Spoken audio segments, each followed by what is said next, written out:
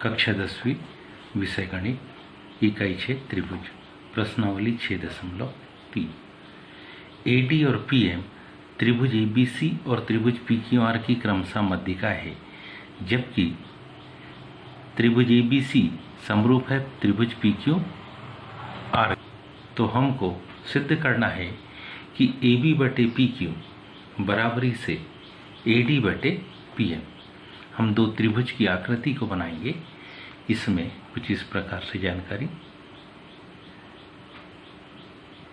मान लो ये पहला त्रिभुज बनाया जिसको हमने कहा ABC, दूसरा त्रिभुज बना रहे जिसको हम कह रहे हैं PQR। इन दोनों त्रिभुजों की आकृति में एक में AD मध्यिका और दूसरे में PM मध्यिका बनाना है।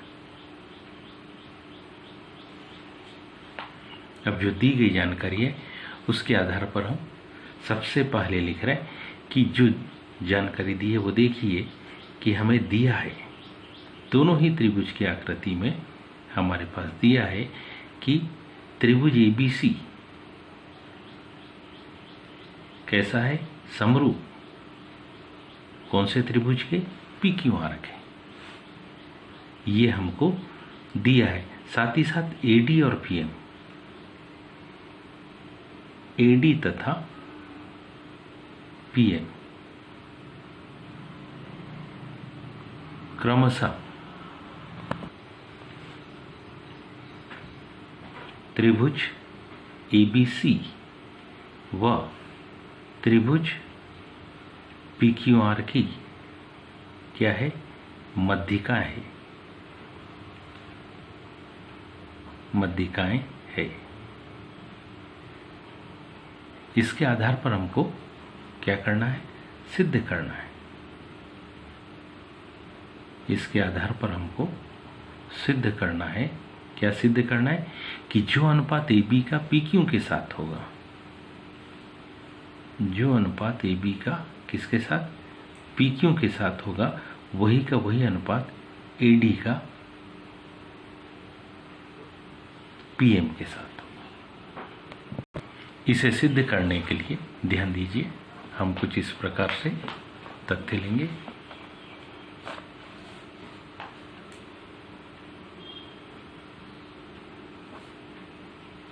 त्रिभुज ABC कैसा है, समरूप कौन से त्रिभुज के, PQR के। त्रिभुज ABC और त्रिभुज PQR कैसे है, समरूप। कहाँ से लिखा हमने इसको, दिया है इसे। अगर ये दोनों त्रिभुज समरूप होंगे तो हम बड़ी आसानी से कह सकते हैं कि एंगल A की माप एंगल P के बराबर होगी, एंगल B की माप एंगल Q के बराबर होगी तथा एंगल C की माप एंगल R के बराबर होगी। साथ ही इनकी जो भुजाएं होगी वो भी आनुपातिक होगी। AB का जो अनुपात PQ के साथ होगा, वही अनुपात BC का QR के साथ होगा, वही अनुपात AC का PR के साथ होगा। कौन से नियम से, ये समरूपता के गुणधर्म से।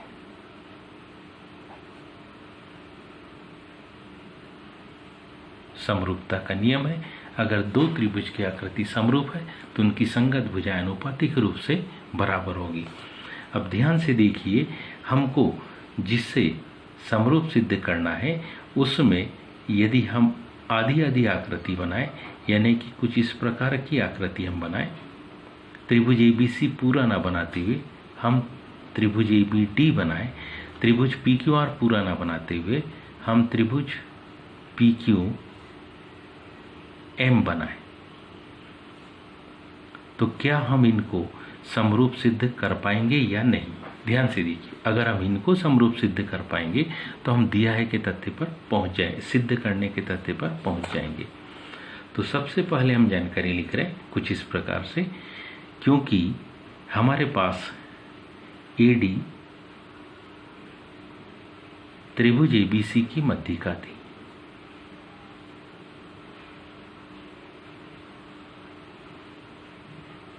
और यदि ये इसकी मध्यिका है तो इसका सीधा सा मतलब क्या, बी से डी की जो दूरी है वो बीसी की आधी होगी।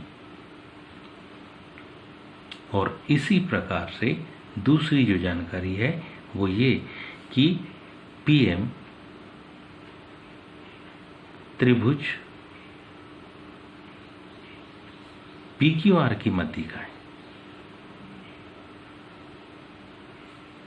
अगर पीएम त्रिभुज पीक्यूआर की मध्यिका थी, इसका मतलब क्यू से एम की जो माप थी वो क्यूआर की आधी होगी। अब इस जानकारी को हम लेंगे।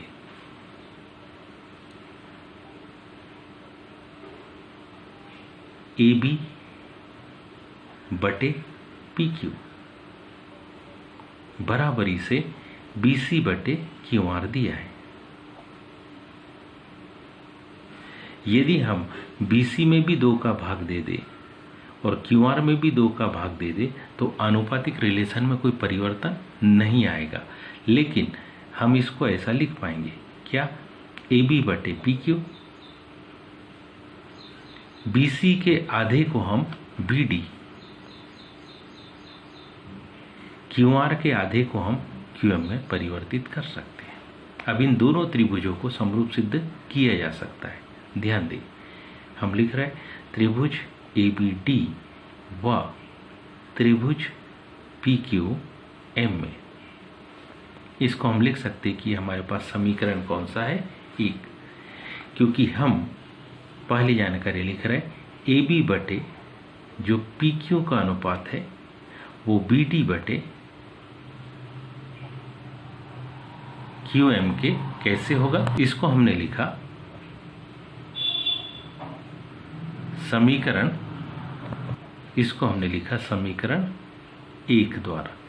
और दूसरी जानकारी हमारे पास पहले से ही है कि ये जो कोण है, ध्यान से देखिए, AB का जो अनुपात PQ के साथ था वही अनुपात किसका, BD का QM के साथ आ गया।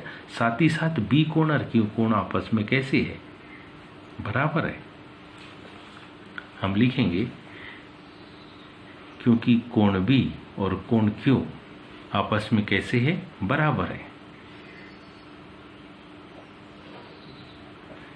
कहाँ से लिखा, समरूप त्रिभुजों के ये संगत कोण है।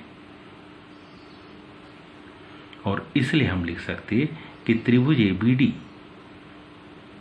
क्या होगा, समरूप त्रिभुज PQM के। और जैसे ही ये समरूप होते हैं वैसे ही हम लिख सकते हैं क्या, कि इसलिए AB का जो अनुपात PQ के साथ होगा वही का वही अनुपात कौन सी भुजा, AD भुजा का, वही का वही अनुपात AD भुजा का किसके साथ, PM के साथ होगा।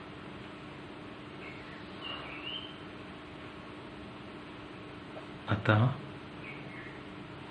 सिद्ध हुआ। उम्मीद है ये सभी को समझ में आया होगा। आज के लिए इतना ही, शेष कल। धन्यवाद।